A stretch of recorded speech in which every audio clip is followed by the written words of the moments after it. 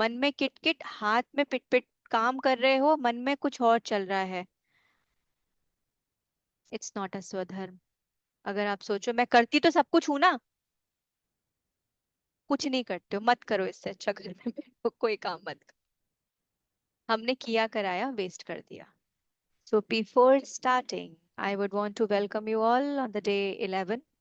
और आज का भगवत लर्निंग टीचिंग्स और डिस्कशन स्टार्ट करने के लिए पहले आंखें बंद करके भगवान कृष्ण को इन्वोक करेंगे, उनका आवाहन करेंगे, उनकी एनर्जी, उनकी प्रेजेंस को महसूस करेंगे और उनसे प्रे करेंगे कि वो हमको वो चीजें बताएं, वो चीज सिखाएं जो हमारे जीवन के लिए, हमारे इस योग मार्ग पर आगे चलने के लिए हमारे लिए जरूरी है। तो अपनी आंखें बंद करेंगे, दोनों हाथों को जोड़ेंगे और या फिर लैप पे रखेंगे।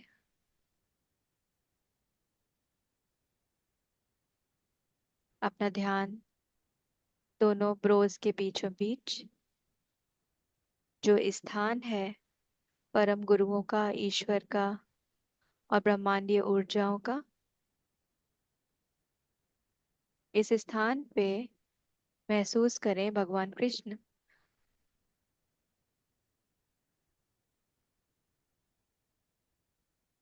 और उनसे प्रार्थना करें कि वो आपका मार्गदर्शन करें, हमारा मार्गदर्शन करें, और हमको आज जो कर्म योग हम चालू करने जा रहे हैं, शुरू करने जा रहे हैं, वो धीरे धीरे अच्छे से समझाएं, जिससे कि हम इसको समझकर अपने जीवन में इम्प्लीमेंट कर पाए और अपने जीवन को इस योग मार्ग पर आगे लेकर जा सकें। महसूस करें आपके द्वारा कहे हुए हर एक शब्द ईश्वर के पास पहुंच रहा है, वो सुन रहे हैं और अपनी ब्लेसिंग्स आपके ऊपर, हम सब के ऊपर इस पल शावर कर रहे हैं।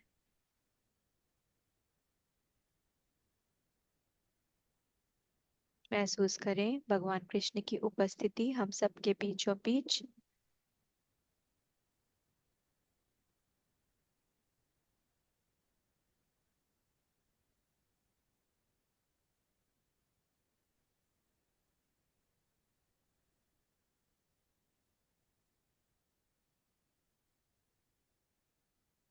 बहुत ही सुंदर।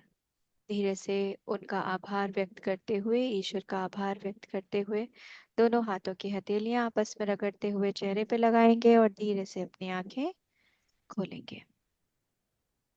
तो आज हम शुरुआत कर रहे हैं कर्म योग की। सांख्य योग अभी हम समझ रहे थे, जिसमें फिलोसफिकल बातें करी गई हैं, है ना, फिलोसफिक बताई गई है, क्या होना चाहिए क्या नहीं होना चाहिए। कर्म योग ऐसे देखा जाए तो सारे योगों से आसान है, क्योंकि इसमें कुछ नियम कानून हैं और बड़े डिस्क्रिप्टिव डिफाइंड नियम कानून हैं। उनको एज इट इज फॉलो करो तो कोई कॉम्प्लिकेशन ही नहीं, समझोगे धीरे धीरे आगे कि मैं क्या कहना चाह रही हूँ। तो कर्म योग में कृष्ण भगवान कहते हैं कि स्वधर्म, स्वधर्म का मतलब होता है ड्यूटी, है ना। ड्यूटी हर पल बदलती है, हमारी ड्यूटी हर पल बदलती है। एक ही जैसी ड्यूटी हम सबके साथ तो नहीं कर सकते ना, एक ही जैसा बिहेवियर हम सबके साथ नहीं कर सकते। एग्जाम्पल लेते हैं कि देखो, स्वधर्म को समझना बहुत जरूरी है कर्म को समझने के लिए। मतलब पहले तो ये समझो कि तुम्हारी जिम्मेदारियां हैं क्या क्या। अर्जुन का जो सबसे बड़ा विषाद था वो यही था ना, कि वो ये रो रहा था और ये बोल रहा था, आप इसको स्वधर्म क्यों बोल रहे हो कि मैं युद्ध करूं और मैं इन लोगों को मारूं और मैं वध करूं। ये आप स्वधर्म क्यों बोल रहे हो, ये तो अधर्म है, इससे तो कितने लोगों का नुकसान होने वाला है। ये अर्जुन का कहना था और कृष्ण भगवान बोल रहे थे कि नहीं, ये स्वधर्म है। तो वो क्यों बोल रहे थे ये स्वधर्म है, ये आगे आने वाले कुछ मिनटों में आप समझ जाओगे कि कृष्ण भगवान ने अर्जुन के युद्ध को स्वधर्म क्यों कहा था। तो भगवान बोलते हैं कि धर्म, स्वधर्म हर पल बदल रहा है। जैसे कि एक व्यक्ति ने आपसे कुछ कहा और आपसे कुछ गंदे तरीके से व्यवहार किया या गुस्से में आपसे कुछ कह दिया, बट कुछ पल के बाद वो आपके सामने मुस्कुराता हुआ आ गया, चल छोड़ना यार, ठीक है, इट्स ओके यार, मेरे मन में जो था वो कह दिया। ये स्वधर्म है। कि उसके मन में था, उसने जो कहा वो कहा, मगर उसने वो दूसरे ही पल ये रियलाइज किया कि मैंने ये बात गलत कह दी, गलत तरीके से कह दी, इसको खराब लगा होगा, तो उसने उसी पल जाके सॉरी बोल दिया और मुस्कुराते हुए उस बात को खत्म कर दिया। वो स्वधर्म है। अब दूसरा एक और रूप है, जैसे कि ऑफिस जाते हैं, कोई है जो ऑफिस में जिसको 2000 लोग रिपोर्ट करते हैं, बॉस है वो वहां पे, ठीक है। अब वो बॉस घर आया, अब वो वहां बॉस है, मगर घर में तो वो एक पति है या एक वाइफ है, या जो भी रिश्ता है वो है। अब वो घर वापस आया, अब वो भूल गया कि उसने जो बॉस का चोगा पहना हुआ था वो बाहर छोड़ के आना था, कि घर में अगर बीवी बैठी है तो बीवी तो पति को बॉस बनने नहीं देती। देखो भैया, वो समय तो बचा नहीं, स्वामी जी आए हैं और उनकी पूजा की जाए, अर्चना। It's not like that. तो अगर वो बॉस वहां है और वो अगर घर में आकर भी बॉसी बिहेवियर करेगा, डोमिनेट करेगा, तो घर में कलेश होना निश्चित है, ठीक है। इसी का उल्टा, अब वो पति है और वो पति बाहर बन जाता है पति, और वो जैसे घर में उसको अच्छे से रहना चाहिए, अच्छे से बिहेव करना चाहिए और प्यार करना चाहिए और यू नो अच्छी बातें करनी चाहिए और ध्यान रखना चाहिए, अगर वो इतना ही अच्छा ऑफिस में हो जाएगा तो भी कलह होगी घर में। तो जैसी जैसी परिस्थितियां होंगी, जैसी जैसी जगह होगी, उसके हिसाब से धर्म, स्वधर्म बदलता जाता है। ये बोल रहे हैं कृष्ण भगवान कि ये हमको समझना पड़ेगा कि तुम्हारा धर्म स्वधर्म परिस्थितिवश बदलता जा रहा है। इसके मैंने अभी आपको दो उदाहरण दिए। वो ही व्यक्ति, उसी व्यक्ति को, उनको भी खुश रखना है, अपने एम्प्लॉयज जो 2000 एम्प्लॉयज हैं उनको खुश भी रखना है, उनसे काम भी कराना है, अपने घर को भी रन करना है और सबको खुश रखना है, मगर दोनों को डील करने का तरीका अलग होगा, एक जैसा नहीं हो सकता, ठीक है। अब कृष्ण भगवान बोलते हैं, देखो अर्जुन को, देखो तुम्हारा स्वधर्म यह है कि कि तुम्हें युद्ध करना है, मगर अगर ये तुमने ज्ञान से ही, मैंने तुम्हें इतनी सारी फिलॉसफी समझाई, अगर तुम्हें उसी से समझ में आ गया होता तो ये युद्ध होता ही नहीं, खत्म हो जाती बात। और या फिर कौरवों को समझ में आ गई होती, क्योंकि ये युद्ध होने के पहले बहुत सारे अटेम्प्ट किए थे ना कि युद्ध ना हो, मगर उसके बाद भी युद्ध तक पहुंचे। तो युद्ध होना अगर निश्चित है और युद्ध की कॉलिंग आ रही है, सामने से आ रहा है कि नहीं तुम्हें युद्ध करना है, तो ये तुम्हारा स्वधर्म हो गया, क्योंकि तुम क्षत्रिय हो और तुम्हें युद्ध करना पड़ेगा।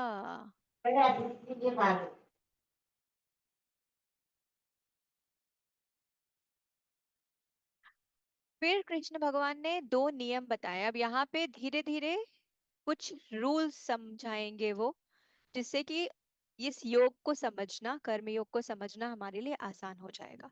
तो कृष्ण भगवान ने क्या कहा कि देखो भैया, तुम्हें ज्ञान से समझना होता तो तुम समझ गए होते, और आज हम यहाँ इस विचित्र स्थिति में ना खड़े होते, ना तुम रो रहे होते, ना मेरे को फालतू में यहाँ पे तुम्हारा रथ कंट्रोल करना होता, अपन दोनों घर में बैठे होते आराम से। अब हम यहाँ आ गए हैं, तो उसके पीछे कारण क्या है वो उन्हें ये बताते हैं कि ज्ञान योग, देखो योग का मतलब क्या है, सबके आगे योग लगा है, सांख्य योग, कर्म योग, ज्ञान योग, भक्ति योग। योग का मतलब क्या है? जो योग का मतलब समझते हो आप, यूनाइट, यूनाइट करना, जोड़ना, यो जोड़ना होता है ना योग का मतलब। तो योग से यहाँ पे मतलब ये है, वो तरीका जो हमको मुक्त करता है, आत्मा को मुक्त करके परमात्मा से मिलाता है, वो तरीका जो है उसको योग कहा गया है। तो चाहे वो ज्ञान योग हो, चाहे भक्ति योग हो, चाहे सांख्य योग हो, चाहे ये अपना क्या करें कर्म योग हो, किसी भी रास्ते से जाया जा सकता है। ऐसा कोई नियम नहीं है कि पहले ये वाला जाएंगे फिर ये करेंगे फिर ये करेंगे फिर ये करेंगे, ऐसा कोई नियम नहीं है। मगर क्यों कर्म योग इतना पॉपुलर है, उसके बारे में कृष्ण भगवान अभी धीरे धीरे करके समझाएंगे। तो कृष्ण भगवान बोलते हैं, ज्ञान योग को समझने के लिए और उस पे चलने के लिए और उससे अपने मुक्ति मार्ग तक पहुंचने के लिए दो नियम जरूरी हैं। पहला नियम, तीक्ष्ण बुद्धि। तीक्ष्ण बुद्धि का मतलब वो बुद्धि जो जैसा समझाने की इंटेंशन है वैसा ही समझ में आ जाए। अब देखो बेचारे कृष्ण भगवान कितने दिन से समझा रहे हैं अर्जुन को, बट उसको समझ में नहीं आ रही है, मतलब कि तीक्ष्ण बुद्धि नहीं है। फिर से समझना, तीक्ष्ण बुद्धि का मतलब जिस इंटेंशन से आपसे बात समझाई जा रही है वैसी समझ में आना, मतलब तीक्ष्ण बुद्धि। तो जब कॉन्शियसनेस हमारा लेवल वहां पहुंच जाएगा, जब ईश्वर की समझ और हमारी समझ एक हो जाएगी, तब वो तीक्ष्ण बुद्धि हमारे अंदर आएगी। दूसरा नियम है अंतरंग वैराग्य। अंतरंग वैराग्य का मतलब होता है डिटैचमेंट। अंतरंग वैराग्य का मतलब अंदर से आ रहा इटर्नल वैराग्य, कि किसी चीज में सुख नहीं दिखता, कि भौतिक बाद में सुख है, शारीरिक सुख है, मानसिक सुख है, रिश्तेदारी में सुख है। सुख सिर्फ किस में दिखता है?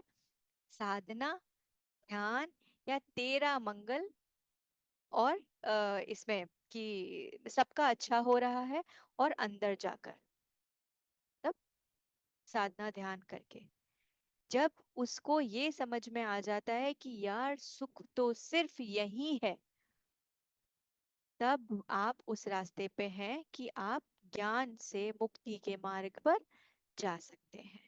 तो जब ये अर्जुन के केस में दोनों 100% नहीं थे, देखो अर्जुन बेवकूफ नहीं था, अर्जुन बहुत होशियार था, अर्जुन बहुत बड़ा योद्धा था, अर्जुन बहुत बड़ा ज्ञानी था, अर्जुन बहुत बड़ा स्पिरिचुअल आध्यात्मिक पुरुष भी था, उसके बाद भी वो 100 नहीं था। तो कृष्ण भगवान बोलते हैं देखो, तुम्हें ऐसे नहीं समझ में आया, इसलिए मैं तुम्हें कर्म का मार्ग सिखाता हूँ, क्योंकि कर्म का मार्ग समझ जाओगे तो तुम्हारे लिए थोड़ा सा ये रास्ता आसान हो जाएगा। अभी तक का क्लियर है? तो कौन कौन से नियम हो गए ज्ञान ज्ञान योग के? एक तो वो वाली बुद्धि जिससे जैसा समझाने की कोशिश कर रहे हैं वैसा का वैसा समझ में आ जाना, और दूसरा अंदर से वैरा डिटैचमेंट, अंदर से आना कि यार सुख तो यही है, this is the truth of life, this is the truth of life. Today we might realise or not, but later on definitely we will realise कि सुख तो यही है। अब कृष्ण भगवान बोलते हैं चलो अब मैं तुम्हें सिखाता हूँ कि कर्म योग क्या होता है। ठीक है, कर्म योग के तीन तीन रूल हैं, लिख लेना कहीं। पहला रूल रूल है सेल्फलेस कर्म। कर्म हो रहा है जिसमें स्वार्थ नहीं है, तो स्वार्थ को त्याग, मेरे लिए काम करना, मेरे लिए करना। अगर मेरे लिए कर रहे हैं कोई काम तो उसमें सेल्फ सेंटर्ड है, और जब सेल्फ सेंटर्ड कोई कर्म होगा तो वो कर्म कर्म की कैटेगरी, कर्म तो रहेगा, कर्म का मतलब तो काम है, बट वो कर्म योग नहीं होगा। अभी मैंने योग बताया ना, योग का मतलब क्या था, याद है ना आपको? योग का मतलब वो तरीका जिससे ईश्वर से आप मिल सके, तो कर्म रह जाएगा ये, मगर योग नहीं बनेगा। ठीक है। दूसरा, अभिमान त्याग, ईगो नहीं होना चाहिए कि मैं ही इतना अच्छा काम कर सकता हूँ, ये ईगो आ गया। ठीक है। आप जैसे एग्जाम्पल लेते हैं कि आ, एना एना को मैंने एक छोटू सी रिस्पॉन्सिबिलिटी मैंने सबको बोली, बट एना आगे से आके उन्होंने बोला कि नहीं मैं करती हूँ। ठीक है। And when she has started, तो मैंने मतलब मैं उनको ऐसे एनकरेज कर रही थी और उनके काम को अप्रिशिएट कर रही थी कि अरे आप बहुत अच्छा कर रहे हो और आप और अच्छा कर सकते हो, and actually she is putting all hard efforts, and day by day उनका काम और बेहतर होता जा रहा है। मगर ये बात वो बोले कि मैं बहुत अच्छा कर रही हूँ, तो ये क्या हो जाएगा, है ना? ये ईगो आ गया, ये अहंकार आ गया। मगर अगर इसको मैंने बोला कि आप बहुत अच्छा कर रहे हो, या हम सब बोल रहे हैं कि नहीं यार एक्चुअली कितना बड़ा काम था, मुझे पता है कितना बड़ा काम था ये, सुबह उठ के ढूंढना, पढ़ना और एक बनाना, पोस्ट बनाकर भेजना, उन्होंने पूरा रिस्पॉन्सिबिलिटी ले लिया और वो कर रहे हैं। तो ये जब हम बोलेंगे कि हाँ ये बहुत अच्छा है, वो कर्म योग है। उनके लिए भी और हमारे लिए भी। मगर अगर उन्होंने ये बोल दिया हाँ मैं बहुत अच्छा कर रही हूँ, मेरे से अच्छा कोई नहीं कर सकता, तो इसमें अहंकार आ गया। तो वो सिर्फ कर्म बचा, उसमें से योग खत्म हो गया, है ना। तीसरा, हम सबको पता है, बताओ क्या है तीसरा, कौन बताएगा। अनम्यूट फटाफट, सबको पता है, सबकी आवाज आनी चाहिए साथ में। फल की इच्छा नहीं करनी चाहिए हमको। करेक्ट। या कर्म कर, फल की प्रतीक्षा मत कर। हम्म, तो कर्म करना है, फल की इच्छा नहीं करनी, फल समय पर आएगा।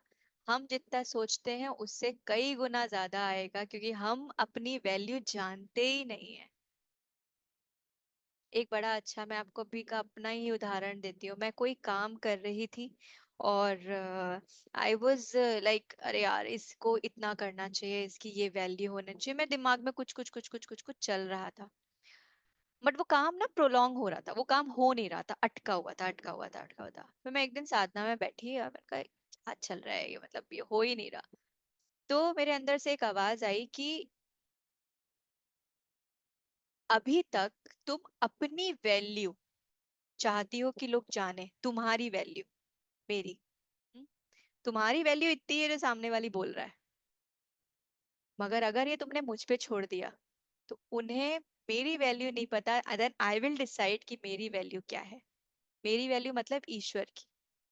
तो जब तुमको ये समझ में आ गया कि you are just an instrument, मैं डिसाइड कर रहा हूं कि तुम्हें कहाँ पे कब क्या करना है, तो वो मेरी वैल्यू है और मेरी वैल्यू उससे कई ज्यादा है। Then I will decide and I will plan in that ways कि वो मेरी वैल्यू के हिसाब से तुम्हारे काम हो। वो टंग से समझ में आ गया मुझको कि छोड़ दो, छोड़ दो, इस बारे में बात ही नहीं करेंगे, और अपने आप होगा जब होना होगा। फिर उसके बाद हो गया और बहुत अच्छा हुआ। तो मेरा कहने का मतलब ये है कि हम सब अगर समर्पित भाव से जाते हैं, so there is one affirmation which I practise every day, that you are the doer, I am just your instrument.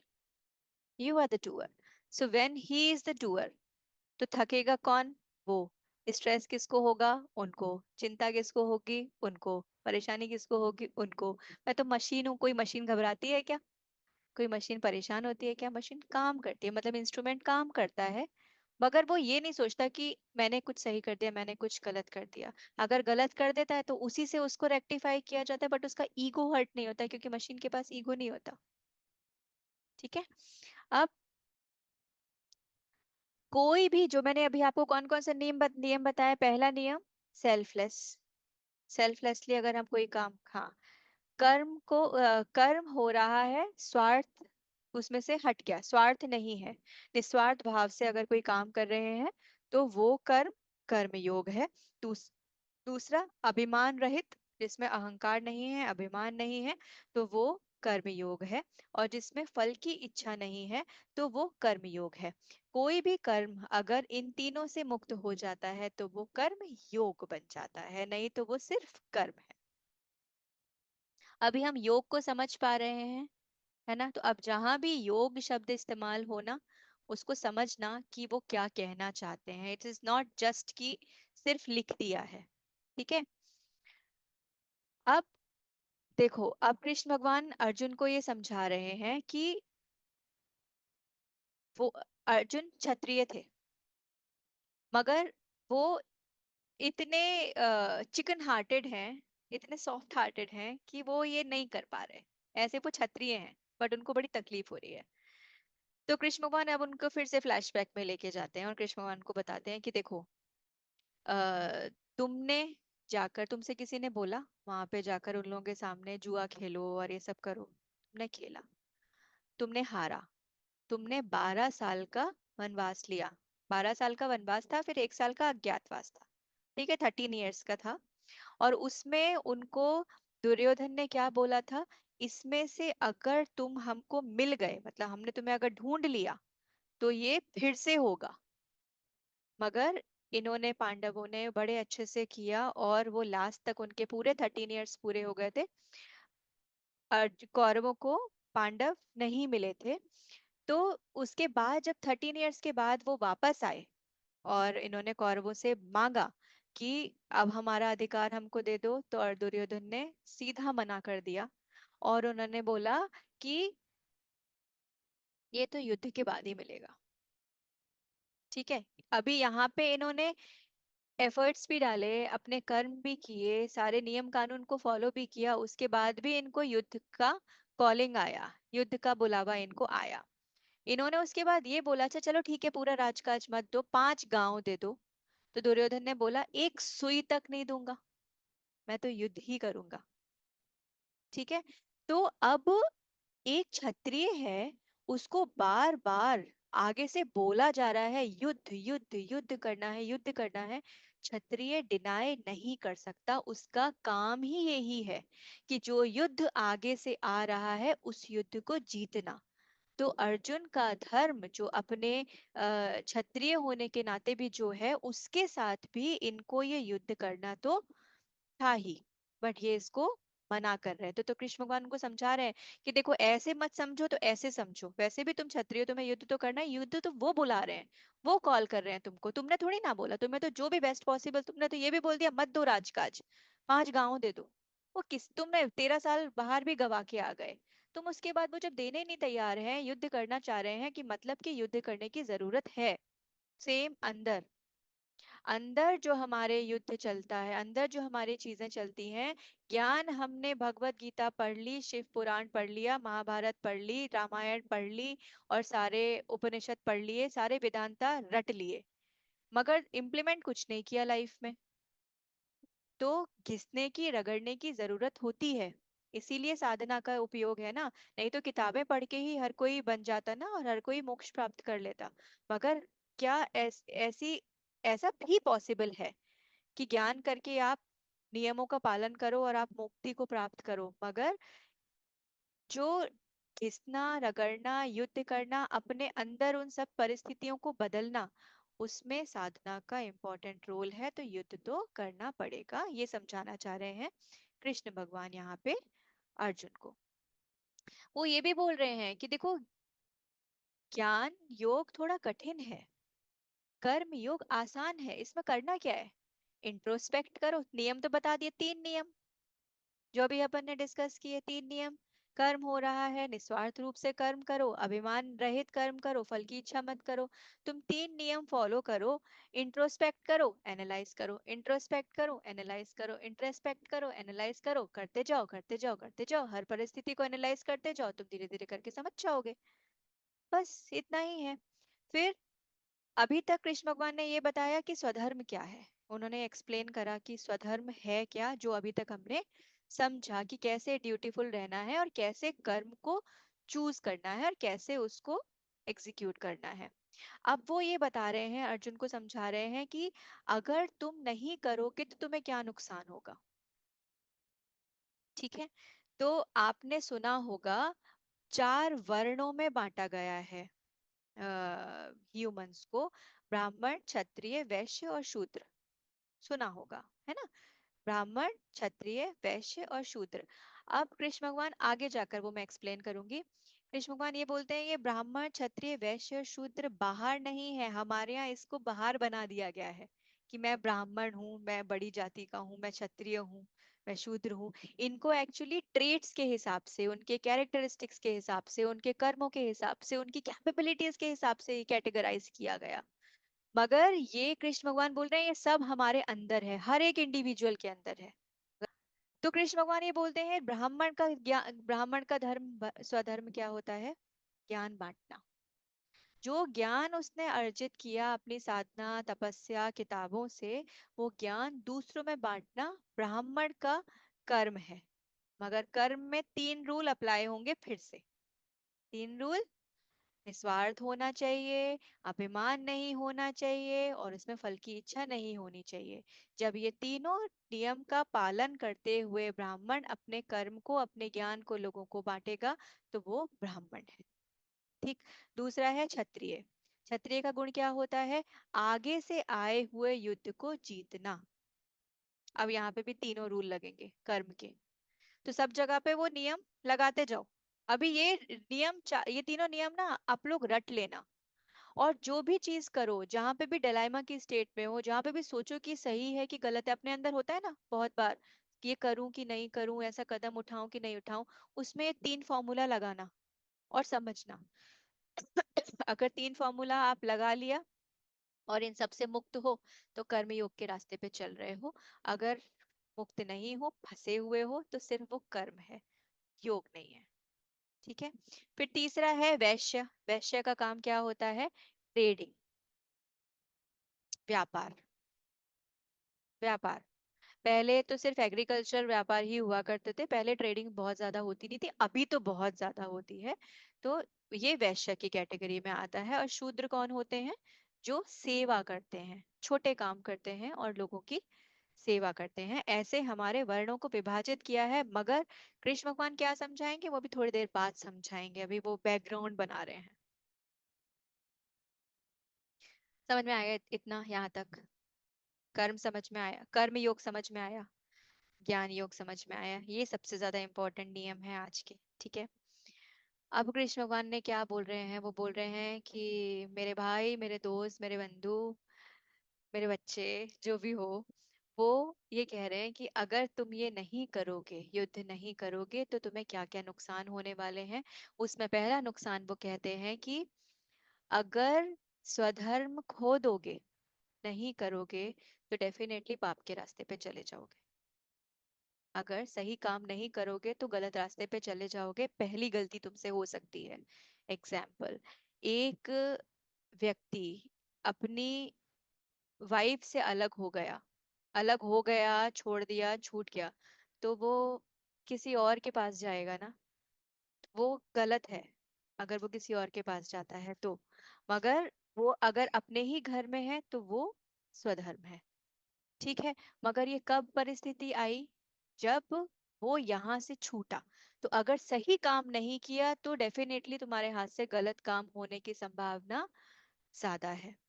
दूसरा, कीर्ति खो जाएगी। अभी देखो, अर्जुन को सब जानते हैं, वो एक बहुत ही बड़ा योद्धा था। मगर आप मुझे बताओ कि अर्जुन को कौन से युद्ध से जानते हो? अर्जुन ने महाभारत के पहले बहुत सारे युद्ध करे होंगे, मगर हम अर्जुन को कौन से युद्ध से जानते हैं? महाभारत, है ना?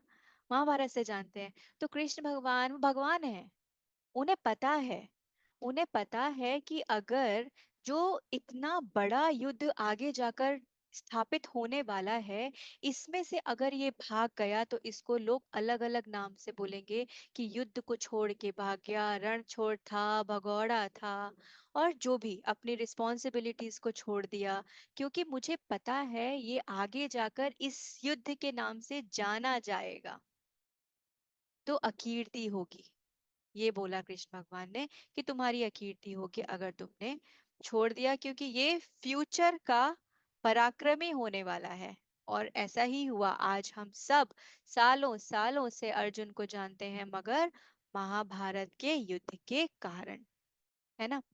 फिर उन्होंने बोला, लोग तुमको ऐसे चीजें भी बोलेंगे जो तुम सुनना नहीं चाहते, ऐसे शब्द बोलेंगे। एग्जाम्पल, यूजुअली ऐसा होता है जब मैच होता है और जब कंट्री हार जाती है तो लोग भूल जाते हैं, और वही लोग जो अपनी कंट्री को और अपने टीम को बहुत एनकरेज कर रहे होते हैं, अप्रिशिएट कर रहे होते हैं, वो सब उसके बारे में बुरा बोलने लगते हैं। तो सोचो, वो उस स्पोर्ट्समैन को कितना खराब लगता होगा कि वो वहां तक पहुंचा, वो नेशनल खेल रहा है, इंटरनेशनल खेल रहा है, हमें बोलने में कितनी मेहनत लगती है। तो कृष्ण भगवान बोल रहे हैं कि तुम्हारे बारे में लोग ऐसी बातें बोलेंगे ना जो तुम्हें सुनना नहीं चाहोगे, तुम सुनना नहीं चाहोगे, तुम भागोगे उससे, तुम घबराओगे। तो मत पड़ो इस सिचुएशन में। ये कृष्ण भगवान उनको आगाह कर रहे हैं ये तीनों बातों से। फिर समझ आया? बोर तो नहीं हो रहे हैं ना हम? पक्का? ओके। अब आगे स्वधर्म की पहचान कैसे करें, कि ये स्वधर्म है कि ये स्वधर्म नहीं है? जरूरी है ना जानना? देखो, कर्म जाना कि कर्म सही क्या है और कर्म योग क्या है। अब स्वधर्म, मेरी ड्यूटीज क्या हैं, मैं कितना एक्चुअल में करेक्ट ड्यूटी कर पा रहा हूँ वो जानना भी बहुत जरूरी है। आज कौन कौन लोग हैं जरा मैं चेहरे देख लूं, क्योंकि ये पॉइंट बहुत अच्छा है। ओके। हाँ। तो पहला, जो कर्म तुमको आनंद और संतोष से भरता है वो है स्वधर्म। सुख नहीं है, सुख is different, joy happiness is different, but eternal bliss and satisfaction is different. So I am talking about that eternal bliss, anand, param anand. जो कर्म तुम्हें आनंद और संतोष से भरता है वह है स्वधर्म।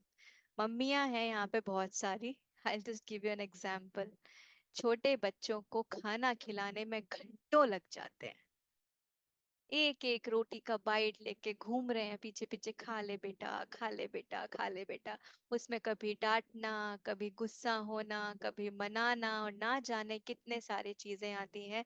मगर जब वो बच्चा दो रोटी खा लेता है ना, उसके बाद इतना सेटिस्फेक्शन लगता है, हाय आज तो इसने पूरा पेट भर के खाना खा लिया। मुझे तो याद है ऐसा भी होता था कि कई बार लगता था कि जब मैंने ये सोचा कि आज इसने अच्छे से खाना खा लिया, एक बड़ा जॉय अंदर से, बहुत आनंद फील होता था। फिर लगता था अरे यार नजर ना लग जाए, कि पता चला अगली बार ना खाए। तो ये एक्सपीरियंस किया होगा कई लोगों ने। फिर दूसरा एक और बहुत अच्छा एग्जांपल देती हूँ आपको। दिस इज, मैं हमेशा बोलती हूँ मैंने ना अपनी लाइफ में किताबों से ज्यादा नहीं सीखा, लाइफ से बहुत कुछ सीखा है। And always try to share my experiences with you all, क्योंकि आपकी लाइफ में भी कहीं ना कहीं बहुत सारी घटनाएं घट रही हैं, उससे हम हमेशा सीख सकते हैं। तो एक वो था, शिविर होते हैं ना, रिट्रीट्स जो होते हैं, एक रिट्रीट था। तो उसमें मैं वॉलेंटियर कर रही थी फूड काउंटर पे। तो वहां पे लगभग 3-4 हजार की जनता थी, और जिनके दिन में 3 मील थे, ब्रेकफास्ट लंच एंड डिनर। तो 3 हजार लोगों को खाना खिलाना, बड़ा मतलब लंबी लंबी पंगत लगी होती थी, और इतने बड़े बड़े वेसल्स होते थे जिसमें खाना भरा हुआ है, और वो लेकर उनको खाना सर्व करना है। अब मैंने वो काम इतने अच्छे से किया था, मतलब I still remember that moment, कि मैं पूरे समय वो जो स्माइल रखे हुए, नहीं खाइए ना, एक और रोटी लीजिए ना, एक और करिए ना, ऐसे करके आई वाज सर्विंग फूड। तो कई लोगों ने ये बोला, इतने प्यार से खिला रही है कि तेरे से कहने से एक रोटी ज्यादा जा रही है अंदर। ठीक है। मगर वो काम मैंने सुबह से लेके रात तक 3 दिन लगातार हंसी खुशी किया। जब मैं तीसरे दिन घर वापस आ रही थी, तो मैं एक बात सोच रही थी कि यार, ऐसे देखा जाए घर के बर्तन इतने भारी नहीं होते। घर में 3 हजार लोगों को खाना नहीं खिलाना होता। घर में सुबह से लेके रात तक आपका सपोर्ट सिस्टम भी होता है, बहुत सारी चीजें होती हैं। मगर घर में अगर हमको लेट हो जाता है ना, तो हम थोड़े से ऐसे क्रैंकी होने लगते हैं कि अरे यार, ले लो ना यार, बहुत लेट हो गया, मेरे को सोने जाना है, मैं थक गई हूँ। और कहीं ना कहीं करते भी हैं तो भी मन मन में ये चलता होता है कि अरे इनको भी सोचना चाहिए ना, मैं भी तो पूरे दिन से काम कर रही हूँ। कभी ना कभी इस तरीके के भाव जाने अनजाने आ जाते हैं। That was the last day. मैंने कहा कितने बजे तक भी जगना होगा, कितने बजे तक भी खिलाना होगा, गरम खिलाना होगा। I ensure that I will serve food with the joy and a smile on my face. Why? क्योंकि दूसरों की सेवा तो यार 3 दिन के लिए कर रहे हो, ईश्वर तो सब में है ना, ईश्वर तो यहाँ बैठे हुए हर एक व्यक्ति में है। अगर मैं अपने घर वालों को खुशी खुशी नहीं खिला पा रही, so I am not serving to God. It was a very big lesson. मैंने बड़ी, जब उन लोगों के पास बड़ी चिट्ठी लिखकर भेजी थी, सो दे अप्रिशिएट कि हाँ, मतलब इट्स अ बिग लर्निंग जो तुमने लिया और लोग नहीं सीखते। पहला। दूसरा, जो कर्म तुम नीति और धर्म, जो कर्म तुम्हें नीति और धर्म से भरता है वो कर्म स्वधर्म है। नीति का मतलब क्या होता है? Best behaviour. बेस्ट बिहेवियर, वो काम जो आप एकदम अच्छे बिहेवियर के साथ, और जो धर्म आपकी जो ड्यूटी है उसको उसके साथ आप फुलफिल करते हो, वो स्वधर्म है। तीसरा, जो कर्म तुम्हारे आसपास के लोगों को हित और सुकून से भर देता है और हित और सुकून फैलाता है, वो स्वधर्म है। तो वो स्वधर्म नहीं हो सकता कि हमने काम तो किया मगर दूसरे का नुकसान हो गया। ऐसे लोग भी होते हैं ना, जो अपना काम निकाल लेते हैं और दूसरे को नुकसान हो जाता है। तो ऐसे काम नहीं करना, वो कभी भी स्वधर्म नहीं है। इसमें एक और अच्छा एग्जाम्पल है कि काम किसी के लिए किया, उसके कहने पर किया, तो वो स्वधर्म नहीं है। बट उसके बिना कहे उसके लिए कर दिया, तो वो स्वधर्म है। घर में झगड़ों से बहुत रिलेट किया जा सकता है ये। घर में हम झगड़े करते हैं, kit kit kit kit kit kit kit kit, मन में किट किट, हाथ में पिट पिट, काम कर रहे हो, मन में कुछ और चल रहा है। इट्स नॉट अ स्वधर्म। अगर आप सोचो मैं करती तो सब कुछ हूं ना, कुछ नहीं करते हो, मत करो, इससे अच्छा घर में कोई काम मत करो। हमने किया कराया वेस्ट कर दिया। एक बहुत पुरानी बात है, एक बात जो मुझे हमेशा याद रहती है, जैसे कुछ बातें होती हैं किसी किसी की कही हुई याद रह जाती हैं। तो मेरे ही ऑफिस में मेरी सीनियर थी, तो वो बताती थी कि उनके हस्बैंड उनका किस कदर ख्याल रखते हैं। एक बड़ा छोटा सा उदाहरण था, मगर वो तब तो मेरी शादी भी नहीं हुई थी, बट वो बात मुझे आज भी याद है। कि वो बोलती थी वो उनका वॉलेट चेक करते हैं, ठीक है, वॉलेट चेक करते हैं, अच्छा नहीं लगा सुन के, मगर वो वॉलेट चेक करते हैं और उसको रीफिल करते हैं कि यार इसके पास जबकि she was working on very senior profile, मगर वो उनका वॉलेट चेक करते हैं और उसको रीफिल करके रखते हैं कि यार इसके पर्स में पैसे नहीं है, भले उसके अकाउंट में कितने भी पैसे पड़े हैं। ये छोटा सा जेस्चर है, मगर उसके बिना कहे किया, और उसने कहा कि यार मेरे को पैसे दे दो, तो उसकी इम्पोर्टेंस नहीं है, बट खुद से कर दिया, उसकी इम्पोर्टेंस है। तो अब यहाँ पे हमको उल्टा काम नहीं करना है, हमें दूसरे से एक्सपेक्टेशन नहीं करने लगनी है कि वो ऐसा करे। हमें अपना रोल समझना है कि हम क्या कर रहे हैं, अपने अपने को रेक्टिफाई करना हमारे हाथ में है, सामने वाले को बदलना हमारे हाथ में बिल्कुल नहीं है। फिर कृष्ण भगवान ये बोलते हैं, अगर तुम युद्ध करोगे तो फायदा क्या होगा। अभी उन्होंने क्या बताया, स्वधर्म समझाया, और उन्होंने ये बताया नुकसान क्या होगा। अब वो बोल रहे हैं कि तुम अगर युद्ध करोगे तो फायदा क्या होगा। तो कृष्ण भगवान बोलते हैं, कर्म भाव से बनता है। बहुत गहरी बात है। कर्म भाव से बनता है। इंटेंशन क्या है काम करने के पीछे, इंटेंशन तो बहुत अच्छा है, बट आप उतना कर नहीं पा रहे, कोई बात नहीं, वो कर्म फल आपको मिलेगा। एग्जाम्पल, आप किसी संस्था में कुछ डोनेट करना चाहते हैं कि मैं इनके लिए कुछ करूं, मुझे अच्छा नहीं लगता इनको देख के, मगर जितना आप करना चाहते हैं उतना ना करके आप बहुत छोटा कर पा रहे हैं। वो छोटा भी बहुत बड़ा है क्योंकि आपका इंटेंशन उसके साथ बहुत अच्छा जुड़ा हुआ है। और डेफिनेटली एक दिन आएगा जब आप जितना बड़ा करना चाहते हैं ना वो भी कर पाएंगे। मगर अगर आप कोई काम कर रहे हैं और उसमें इंटेंशन भाव कड़वा है, जैसे मैंने अभी बोला, भाव क्या बोला मैंने, काम कर तो हाथ से रहे हैं, बना रहे हैं खाना टक टक टक टक टक टक टक टक, मगर अंदर kit kit kit kit kit kit kit kit kit kit चल रही है, या फिर झगड़ा हुआ है वो चल रहा है, तो वो कर्म खत्म हो गया। तो उनको वो समझाते हैं कि तुम चाहे, तुम्हारा काम तो सिर्फ इतना है अपना कर्म करना, यार ज्यादा ना सोचो। तो एक बड़ा अच्छा उदाहरण है कि एक बच्चा डिलीवर किया, एक माँ ने एक बच्चा डिलीवर किया, ठीक है। अब वो बच्चा आइंस्टीन भी बन सकता है, वो बच्चा ओसामा बिन लादेन भी बन सकता है, उस माँ को पता था क्या? नहीं ना।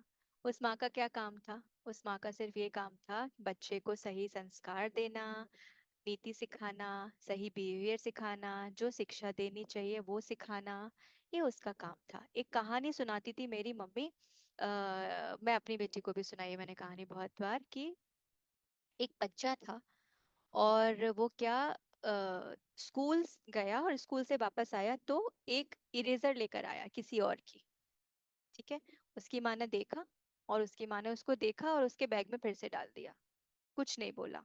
जबकि माँ को पता है कि उसके कितनी पेंसिल है, कितनी इरेजर है, कौन सी इरेजर है, हर माँ को पता होता है, बट अगर एक्स्ट्रा कुछ आया है मदर शुड रिएक्ट, ये कहाँ से आया, ठीक है। उसकी माँ ने कुछ नहीं किया। फिर वो कभी एक इरेजर लाता था, तो कभी वो पेंसिल बॉक्स लाने लगा, फिर वो टिफिन लाने लगा, फिर वो पैसे लाने लगा, और ऐसे धीरे धीरे धीरे धीरे करके करता जा रहा था। बड़ा होता जा रहा था, और उसकी माँ इग्नोर कर रही थी, रिएक्ट नहीं कर रही थी। फिर वो बहुत बड़ा गैंगस्टर बन गया बड़े होके, और स्मगल करने लगा, और एक समय ऐसा आया जब वो जेल में पहुंच गया। तो उसकी माँ उससे जेल में मिलने गई, तो जब उसकी माँ ने उससे जेल में मिलने गई, तो उसने बोला कि मुझे तुमसे कुछ कान में कहना है, कान इधर करो। जैसे उसकी माँ ने कान इधर किया, तो उसने माँ के कान पे जोर से काटा और बाइट किया। तो उसकी माँ एकदम चिल्लाई और बोली, ये क्या तरीका है, क्या किया तुमने? तो बोली, जब पहले दिन मैंने रबड़ चुराई थी ना, उसी दिन अगर तुमने मुझे टोका होता तो मैं आज यहाँ ना होता।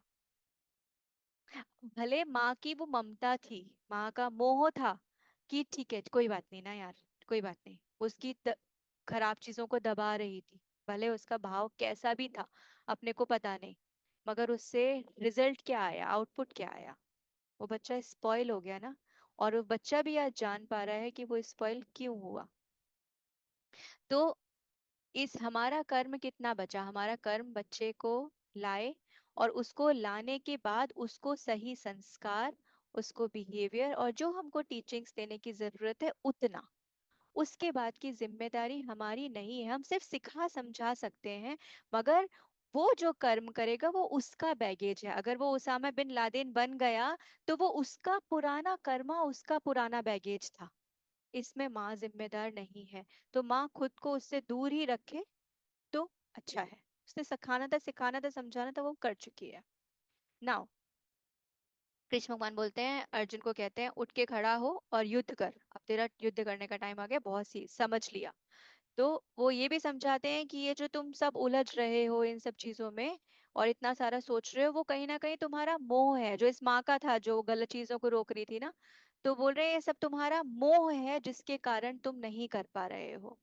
फिर एक अगला पॉइंट है, वो पॉइंट भी बड़ा अच्छा है। वो बोलते हैं, तुम परमात्मा बन गए हो क्या? अर्जुन से, तुम परमात्मा बन गए हो क्या? तो अर्जुन, नहीं।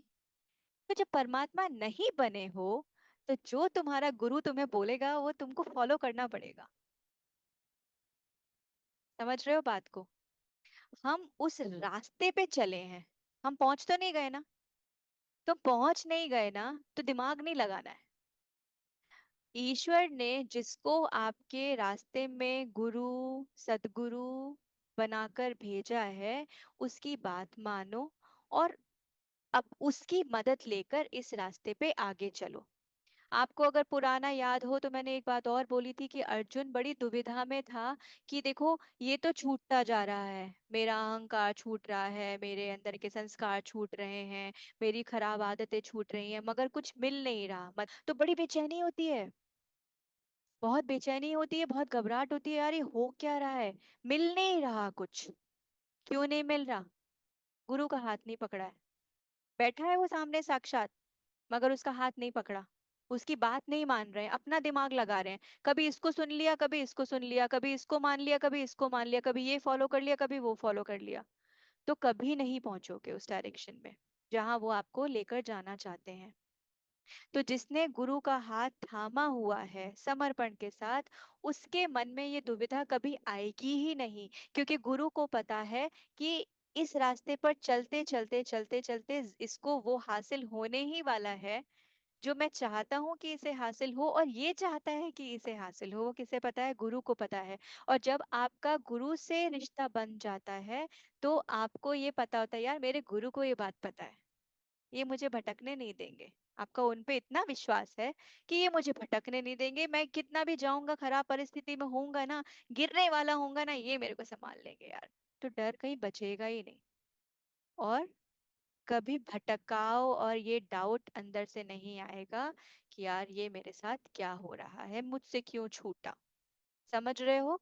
गुरु की बहुत इंपॉर्टेंस है। गुरु और ईश्वर को एक ही कहा गया है, सिर्फ फर्क इतना है कि ईश्वर सबके सामने आकर खड़े नहीं हो सकते, इसलिए उन्होंने गुरु को बना बना के भेज दिया है अलग अलग फॉर्म में, कि इन बच्चों को इस रास्ते तक ले आओ। है ना? ये भी वही करते हैं, अपने हाथ में नहीं है गुरु का आना और गुरु को ना आना। ये भी उनके ही हाथ में है कि किस किस को कहाँ भेजना है। तो कृष्ण भगवान ये कह रहे हैं कि देखो भैया, जब तक परमात्मा नहीं बन जाते तब तक सत्संग तुम्हारे जीवन का हिस्सा सबसे ऊपर होना चाहिए। इस रास्ते पे चल पड़े हो, चुना है मैंने तुम्हें इस रास्ते पर चलने के लिए और चुना है तुमने मुझे इस रास्ते पे चलने के लिए। जब दोनों ने हाथ पकड़ लिया है रास्ते पे चलने के लिए, तो फिर satsang needs to be your priority. उसके हिसाब से प्लान करो ना यार। अगर फ्राइडे को 9 से 10 एक सेशन होता है, तो 9 से 10 के 9 बजे तक घर आ जाओ और 10 बजे के बाद जाओ। हफ्ते में एक ही दिन तो है। कितने भी इंपॉर्टेंट काम हो, you can plan. When you can plan, when you realise it is your priority. क्यों प्रायोरिटी है? कि यार अभी नहीं चले, अभी भटकते रहे और अभी इस झूठ की दुनिया में भटके रहे, फंसे रहे, तो जाएंगे कब? कैसे बढ़ेंगे आगे? तो वो प्रायोरिटाइज करना पड़ेगा। प्रायोरिटाइज करते हैं ना, तभी किक मिलती है, तभी स्पीड अप होती हैं चीजें। उसको आखिर में मत रखो। फिर अब आते हैं उस पे। फिर से कृष्ण भगवान ने 4 वर्णों के बारे में बात कही थी और ये बोला था, ये वर्ण तुम्हारे खुद के अंदर है। अब लेट्स डिस्कस कैसे। तो इसमें सबसे पहले उठाते हैं शूद्र। शूद्र का काम क्या था? सेवा, है ना? नीचे के काम करता था, सेवा। तो शूद्र कौन है? जो इंद्रियों की सेवा करता है। इंद्रियां याद है? 5 कर्म इंद्रियां थी, 5 ज्ञान इंद्रियां थी, 10 इंद्रियां थी हमारी। रिवीजन कर लेना, पीछे जाके मिल जाएगा। जो इंद्रियों की सेवा करता है, क्या सुना, गॉसिप करी, रिएक्ट किया, क्या बोला उसने मुझे, या अंदर बहुत ज्यादा कुछ खाने की इच्छा आ रही है, भूख बहुत ज्यादा लग रही है, क्रेविंग हो रही है, मीठा खाना है ना? ये सब चीजें, ये सब क्या है? ये इच्छा है। इसको कंट्रोल कौन करता है? इंद्रियां। तो जो इंद्रियों को परफेक्ट सप्लाई करता रहता है, वो शूद्र है। दूसरा, वैश्य। वैश्य कौन?